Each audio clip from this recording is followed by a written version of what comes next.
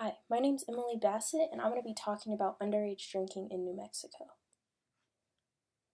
New Mexico has taken the #1 spot for having issues with underage drinking, and I wanted to figure out what exactly is causing this and what outside factors are contributing to underage drinking. Studies have shown that drinking before the age of 15 years old, you're 5 times more likely to be an alcoholic. Underage drinking leads to approximately 5,000 alcohol-related deaths or injuries each year. So this is a comparison of New Mexico and the United States, showing how many teens have used alcohol recently. And as you can see across the board, New Mexico is pretty much higher than the average of the United States. There are a lot of different factors that can contribute to underage drinking. And in New Mexico, I found that we have a really high rate of poverty and domestic violence.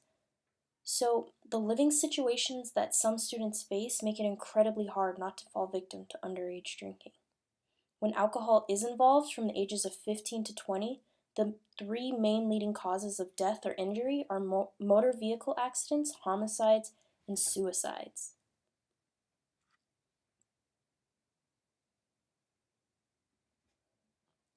Getting the school boards and communities to acknowledge that this is a real issue and having some of those members help raise awareness, I believe can really decrease the amount of teens who decide to drink underage.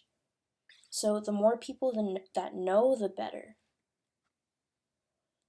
So raising awareness, I would hope to raise awareness for the immediate and long-term risks of drinking underage to young teens. And this can be as simple as putting posters up around the town or your school, getting as many people as you can to help spread the awareness, which could be having local businesses put posters up or putting things in the local newspaper, and also creating programs and getting as many people involved. And I believe that creating an after-school program or even an outreach center that teens can go to within their communities can really help decrease the amount of teens who decide to drink underage.